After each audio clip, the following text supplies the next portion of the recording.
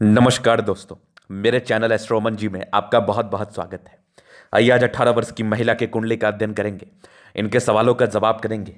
Career oriented चीज़ों को लेके इनको जानना है, आगे धन प्राप्ति को लेके जानना है, कैरियर सेटलमेंट को लेके जानना है, मैरिज को लेके जानना है। इन सारे महत्वपूर्ण विषय पर जानना है और उनकी कुंडली क्या कुछ कह रही है, इस महत्वपूर्ण विषय पर भी इनको जानना है। तो आप बिल्कुल भी चिंता ना करें, आपके सारे ही क्वेश्चंस को हम सुनेंगे, गहराई पूर्वक बताने का कोशिश करेंगे। सबसे पहले तो हम लगन देखेंगे, ये कौन सी लगन की कुंडली है। तो ऊपर पर 4 लिखा हुआ है, तो ये कर्क लगन की कुंडली हो गई। इस कुंडली में बुध अस्त का है, अस्त का बुध दिख गया यहां पर। शुक्र भी, शनि भी अस्त का है इस कुंडली में, और शुक्र वक्री है। वक्री का मतलब 3 गुना ज्यादा फल या 3 गुना ज्यादा फल देना। अगर वो योग कारक हुआ तो अच्छा, अगर वो मारक हुआ तो 3 गुना खराब फल देना। अभी आगे विचार करते हैं इस कुंडली के हिसाब से और क्या चीजें दिख रही हैं। मंगल दोष इस कुंडली में है, चूंकि मंगल लगन में है तो आगे मैं विचार करूंगा दोष है या योग है। इस कुंडली के हिसाब से तुला राशि आ रही है। अभी मैं इनके प्लैनेट्स पर विचार करूंगा। तो लगन इनका कर्क है। कर्क लगन वाले जनरली स्वास्थ्य की परेशानी, जैसे पेट के अपच की समस्या, इन गैस्ट्रिक की प्रॉब्लम, अति संवेदनशील होती हैं, इन सब प्रकार की समस्याओं से ग्रसित रहते हैं।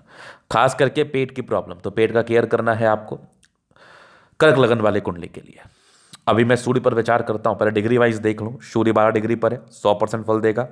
चंद्रमा 11 डिग्री पर है, ये भी 100% फल देगा। और मंगल 8 डिग्री पर है, ये भी लगभग आपका 90% तो फल देगा ही देगा। बुध आपका 23 डिग्री पर है, ये भी लगभग आपका 80% फल देगा। गुरु 19 डिग्री पर है, ये भी लगभग 100% फल देगा। शुक्र 15 डिग्री पर है, ये भी 100% देगा। शनि 21 डिग्री पर है, ये भी 100%। और राहु और केतु ये भी 14 डिग्री पर है, तो ये भी 100%। मतलब इनके मैक्सिमम प्लैनेट्स मैक्सिमम प्लैनेट्स अच्छे कंडीशंस में है। तो ये बहुत ही अच्छी बात है। मतलब मैक्सिमम प्लैनेट्स इनके 100% फल देने के काबिल है, जो कि बहुत बड़ी बात होती है। अभी एक एक करके इनके प्लैनेटरी कंडीशंस पर विचार कर लो कि कौन सा ग्रह क्या कह रहा है। तो सूर्य इनका कहाँ बैठा है वो देख लो आप। सूर्य इनका बैठा है द्वादश भाव में। ये सूर्य मिथुन राशि में, चूंकि 3 लिखा हुआ है, और सूर्य दूसरे घर का स्वामी होकर 12वें घर में बैठा है। तो दूसरा घर धन भाव होता है, और धन भाव का स्वामी अगर कोई ग्रह द्वादश खर्च के हाउस में बैठ जाए तो पैसा खर्चा ऐसे व्यक्ति करते हैं। लेकिन पैसा आएगा तभी तो खर्च करेंगे, ये भी एक बहुत बड़ी बात है। तो पैसे आने के योग को भी ये कहीं ना कहीं बता देता है। खर्च का हाउस का मालिक ये नहीं कि सिर्फ खर्च कराएगा। खर्च के हाउस का मतलब है कि आप खर्चीले प्रवृत्ति के होंगे, लेकिन आपके पास पैसा भी बहुत आएगा। तो ये वाली सूर्य की बात है। हाँ, लेकिन थोड़ा एक्सपेंसेस ज़्यादा होगा, इस बात का ध्यान रखिएगा। चंद्रमा कहाँ बैठा है इनका, अब चंद्रमा विचार करते हैं। 7 है इनका तुला राशि समांतर राशि में। लग्नेश चंद्रमा चौथे भाव में बैठा है, 100% फल देने के काबिल है। तो ये बहुत अच्छे कंडीशन में है, बहुत ताकतवर कंडीशन में है। चंद्रमा के साथ राहु रहे तो ग्रहण दोष बनाता है, केतु कोई विशेषतम दोष नहीं बनाता है। तो चंद्रमा आपका लग्नेश है और चौथे भाव में बैठा है, दसम भाव को देख रहा है। तो ऐसे व्यक्ति का कला साहित्य से जुड़ा हुआ कैरियर होता है। लग्नेश आपके कैरियर संबंधी मामलों को भी दर्शाता है। तो कला साहित्य से जुड़ा हुआ, इनको निफ्ट करने की बड़ी इच्छा है, फैशन टेक्नोलॉजी में जाने की बड़ी इच्छा है। तो बेशक आप जा सकती हैं और आपके लिए काफ़ी लाभकारी रहेगा। चूंकि राहु दसम भाव में है तो एक थोड़ा इंपैक्ट डालेगा, थोड़ा विलंब से तरक्की को दर्शाता है। चूंकि हम अभी देख लेते हैं राहु किस कदर आपके ज़िंदगी पर फल देगा और कब इसका समय आ रहा है। अगर इसका समय अभी होगा तो दिक्कत है, नहीं तो फिर कोई दिक्कत नहीं है। चंद्रमा चूंकि दसम को देख रहा है, कैरियर के हाउस को देख रहा है लग्नेश होके, तो ये एक बहुत बड़ा उच्च कैरियर होता है ऐसे जातकों का। एकदम उच्च स्तरीय मकान, घर, वाहन का इनको सुख मिलता है लाइफ में। अभी मैं इनके मंगल पर विचार कर लूँ तो मंगल इनका कर्क राशि में है, मंगल नीच की राशि में है। 10वें पहले 5वें घर का स्वामी होकर पहले घर में बैठा है। कैरियर का स्थान का स्वामी अगर नीच का हो जाए और पंचम भाव का स्वामी अगर नीच का हो जाए, थोड़ा तकलीफ तो लाइफ में देता है। ये तकलीफ इस कदर देता है कि नीचता है, बलहीनता नहीं है, बल काफी ज्यादा है। नीचता है तो शादी के घर को ये देख रहा है, तो ये मंगल दोष इनके कुंडली में एप्लीकेबल हो गया। शादी के समय आपको केयर करना है। अब मंगल देखो बलहीन नहीं है, नीच का है, तो कुछ साइड इफेक्ट ये कराएगा। ये काफी पराक्रमी होती है, जल्दी किसी का सुनती नहीं है, पहली चीज। दूसरी, मंगल ये दर्शाता है लगन में मंगल बैठा है तो ऐसे व्यक्ति पराक्रमी तो होते हैं। अगर नीच का हो जाए तो कहीं ना कहीं इंसान थोड़ा भटकाव भी इंसान की ज़िंदगी पर होता है। तो इसके भटकाव ना हो, नीचता का फल कम आए ज़िंदगी पर, इसके लिए एक मूंगा पहनने की आवश्यकता है। ये आपके लाइफ में बढ़ोतरी कराएगा, ये आपके करियर में बढ़ोतरी कराएगा, ये आपको सुख सुविधा देगा। और विशेष करके इसका टेंशन जो है ना शादी के समय होगा, तो उस समय आपको ख्याल रखना है। शादी थोड़ी लेट होती है, शादी के समय परहेज करके शादी करने की आवश्यकता होती है। हाँ, अगर ये मंगल नीच का नहीं होता तो कोई दिक्कत नहीं है, बल तो बहुत ज़्यादा है मंगल में, थोड़ा नीच का है तो मंगल का दुष्परिणाम क्या आ सकता है? लिटिगेटेड प्रॉपर्टी का सामना करना पड़ सकता है। मंगल थोड़ा सा ब्लड संबंधी मामले में थोड़ी प्रॉब्लम्स को दे सकता है, तो प्रॉपर अपना केयर करना है। बीपी वीपी की प्रॉब्लम जैसे करके, चूंकि नीच का हो गया ना। फिर भी इसके लिए उपाय मैं बता दूंगा क्या करना चाहिए आपको। वैसे मंगल देखा जाए तो खराब नहीं है, बलहीन नहीं है, खराब पोजीशन में नहीं। और एक कंसेप्ट की बात है, ये केंद्र का हाउस, लगन, चतुर्थ, सप्तम और दसम, ये होता है आपका केंद्र का हाउस। अगर इसमें कोई नीच का भी ग्रह बैठ जाए और वो बलशाली है तो उसके नीचता के प्रभाव कम पड़ते हैं जातक की जिंदगी पर। और अगर इसका रेमेडी किया जाए तो जातक ज्यादा धन लाभ लाइफ में कर पाते हैं। तो अभी मैं बुध पर विचार करूंगा। बुध इनका अस्त का है और बलहीन तो नहीं है, बल है बुध में काफी ज्यादा। और बुध स्वराशि का अपने ही राशि में है। अस्त का होने से भी कोई दिक्कत नहीं है। अस्त का अर्थ हुआ कि सूर्य के कंपैरिजन में अस्त हुआ, ये बलहीन नहीं है, ये आपको फल जरूर दे रहा है। 12वें घर का स्वामी 12वें में बैठा है तो बहुत ही अच्छे कंडीशन में है। अगर किसी हाउस का स्वामी उसी के हाउस में बैठ जाए तो ये बहुत अच्छी बात है। अगर आप आपके गली में, अपने गली में कुत्ता भी शेर होता है, वही वाली बात है कि बुध अपने ही घर का मालिक और अपने ही घर में बैठा है तो ये एक बहुत ही अच्छे कंडीशन में है। और बुध खर्च के हाउस का स्वामी होकर खर्च में बैठ के सूर्य के साथ राजयोग बनाया हुआ है, जो कि बहुत बड़ी बात है।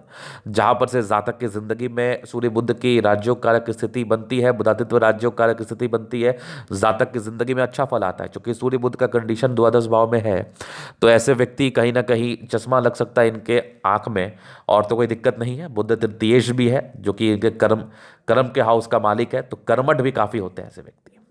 मैं गुरु पर विचार करूंगा। गुरु कहाँ बैठा है इनका? गुरु दूसरे भाव में है। गुरु मित्र राशि में छठे नंबर भाग्य स्थान का स्वामी गुरु है और ये जाके दूसरे घर में बैठा है। आप कोई रत्न मत दो, अगर सिर्फ इनको आपने अच्छा पुखराज दे दिया, चूंकि भाग्य का स्थान का स्वामी या गुरु 19 डिग्री पर भी है, केवल और केवल अच्छे पुखराज से आपकी जिंदगी में पूरा नियंत्रण आ जाएगा और आपकी लाइफ बड़ी अच्छी हो जाएगी। कहीं ना कहीं महिलाओं के कुंडली में गुरु शादी कारक स्थान का स्वामी ना होने के बाद भी शादी संबंधी जुड़ा हुआ घर का मालिक होता है, तो गुरु छठे हाउस का भी स्वामी है, तो ये बहुत ज्यादा धन लाभ को बताता है। तो बृहस्पति के रिगार्डिंग कोई विशेष समस्याएं मुझे आपकी कुंडली में नहीं दिख रही है। शुक्र पर विचार कर लो। 11वें हाउस में बैठा है। 11वें घर का स्वामियों को स्वराशि में बहुत धन लाभ, एक्सट्रीम धन लाभ कराता है। जिस घर का मालिक है उसी घर में जाके बैठ गया है तो उच्च स्तरीय धन लाभ, चारों तरफ से जिंदगी पर पैसे आते हैं। चतुर्थ भाव का भी स्वामी है और चतुर्थ भाव में भी चंद्रमा स्ट्रांग होकर बैठा हुआ है, तो बस जातक की जिंदगी में ना धन धान्य की कोई समस्या नहीं होती। पैसे जिंदगी में बहुत ज्यादा आते हैं, धन को लेकर कोई समस्याएं नहीं। और शादी के लेके भी अगर मैं बात कर लूँ तो वो भी कहीं ना कहीं आपका बेहतर रहता है। अभी मैं शनि पर विचार करूंगा। 8वें और 7वें घर का स्वामी होकर 12वें घर में बैठा है। चूंकि 8वें घर का स्वामी है और 12वें घर में बैठा है तो ये विपरीत राज्यों के कंडीशन में है। अगर छठे 8वें घर का स्वामी 12वें घर का स्वामी उसी घर में बैठ जाए तो वह विपरीत राज्योग बनाता है। जातक जिंदगी पर बहुत पैसा कमाते हैं विपरीत परिस्थिति में भी, मतलब अगर समय खराब भी है फिर भी जातक के लाइफ में पैसा आते रहेगा। क्योंकि 7वें घर का स्वामी है तो वो शादी के समय थोड़ा परहेज करना होगा। मंगल में यही चीज इंडिकेट कर रहा है, तो शादी के ही लाइफ में थोड़ी समस्याएं दिख रही है। बाकी मैं उपाय तो दे ही दूंगा। और शनि द्वादश भाव में है तो कोई दिक्कत नहीं है, क्योंकि 12वें घर का ही स्वामी है तो ये आपके लिए साइड इफेक्ट नहीं डालेगा। और दूसरा ये अस्त का भी हो गया है, तो अस्त का हो गया है लेकिन हिडन रूप से फल तो दे ही रहा है, डिग्री वाइज बहुत बली है। तो अस्त का होने से भी कोई विशेषतम दिक्कत वाली बात नहीं और इसके लिए उपाय करने की भी आवश्यकता नहीं है। ये आपको हिडन रूप से अच्छा ही फल दे देगा आपकी जिंदगी पर। राहु और केतु पर विचार करूं। कैरियर के हाउस में राहु थोड़ा सा कैरियर लेट से शुरू करवाता है। केतु चंद्रमा के साथ है, चूंकि चंद्रमा बली है और राहु कैरियर के स्थान में, बस इस बात का आपको ध्यान रखना है। राहु मेष राशि में है और केतु इनका तुला राशि में है, साथ में है। तो राहु केतु केंद्र में होने के बाद ना थोड़ी समस्याओं को बताता तो है। तो ऐसे व्यक्ति को 25 साल तक संभल के रहना है। 25 के बाद ही इनका मूल रूप से कैरियर अच्छे तरीके से स्टार्ट होता है। वैसे और भी ग्रह इनके काफी अच्छे कंडीशंस में है। कहा जाता है अगर कुंडली में से बृहस्पति अच्छा हो तो फिर दिक्कत वाली बात ही नहीं है।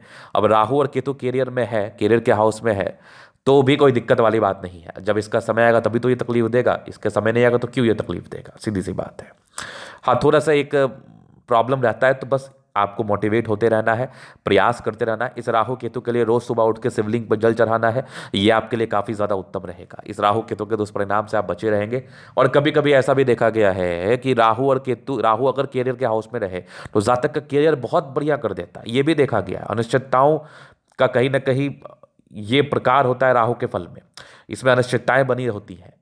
कभी कभी बहुत अच्छा भी देता है, कभी खराब भी देता है। क्योंकि इसके फल को बहुत गहराई पूर्वक आकलन इसलिए नहीं किया जाता है कि राहु शैडो प्लैनेट है, केतु शैडो प्लैनेट है। अगर किसी अच्छे ग्रहों से दृष्टिगत संबंध में है तो उसी के अकॉर्डिंग फल देता है। क्योंकि चंद्रमा से दृष्टिगत संबंध में और चंद्रमा आपके लिए योग कारक है, तो राहु कोई बहुत विशेष दुष्प्रभाव नहीं डाल पाएगा। और डालेगा भी तो इसके लिए मैंने उपाय दे दिया है, शिवलिंग पर जल चढ़ाइए, इसके जो भी दुष्परिणाम है वो खत्म होते हुए नजर आएंगे। अभी मैं विचार करूंगा इनके समय पर, इनका समय कैसा चल रहा है। मूल तो समय ही है। अब 2015 तक इनका राहु हो गया खत्म, तो कोई दिक्कत वाली बात ही नहीं है। जब 2015 तक राहु है ही नहीं तो प्रॉब्लम कहाँ है। राहु जो आना था, जो समस्या देना था वो देके चला गया। 2015 के बाद जुपिटर आया 2031 तक, 31 तक लाइफ सेट हो जाएगी आपकी, ये गारंटी है। जुपिटर आपका बहुत बढ़िया कंडीशन में, बहुत जबरदस्त। और इस पीरियड में अगर पुखराज पहन लिया जाए फिर तो सोने पर सुगंध वाली बात है, फिर तो कोई दिक्कत ही नहीं है। 2031 तक बढ़िया समय है आपका। अंतरदशा में अगर मैं बात कर लूँ तो अभी चल रहा है बुध, बेहतर ही समय चल रहा है आपकी कुंडली के हिसाब से। बृहस्पति में आपका जुपिटर में बुध चल रहा है, तो ये ठीक ही कंडीशन में है।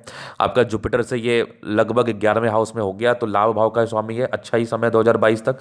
केतु भी ठीक ही चलेगा, जुपिटर में केतु खराब नहीं चलेगा। और शुक्र भी बढ़िया चलेगा, सूर्य भी अच्छा चलेगा, चंद्रमा भी ठीक चलेगा, मंगल भी ठीक चलेगा। राहु थोड़ा गड़बड़ आएगा 2028 के बाद, थोड़ा समय आपका गड़बड़ रहेगा। खैर जब वो समय आएगा तब के लिए कुछ उपाय करना है, अभी चिंता नहीं करना है। अभी आपके कैरियर के सेट होने का समय है, बस इस पर ध्यान देना है और कैरियर पे आगे बढ़ते रहना है। बाकी जो मैंने उपाय दिया उसको बेशक कर लेना है आपको, बाद बाकी कोई दिक्कत वाली बात नहीं है। तो ये था इनकी कुंडली का विश्लेषण। अगर आपको ये वीडियो पसंद है लाइक कर दे, कमेंट कर दे, सब्सक्राइब कर दे। अगर आप व्यक्तिगत रूप से मैं इस तरह कुंडली एवं हस्तरेखा दिखाना चाहते हैं तो हमारा व्हाट्सएप नंबर डिस्क्रिप्शन में मिल जाएगा, लेके आप संपर्क कर सकते हैं। धन्यवाद।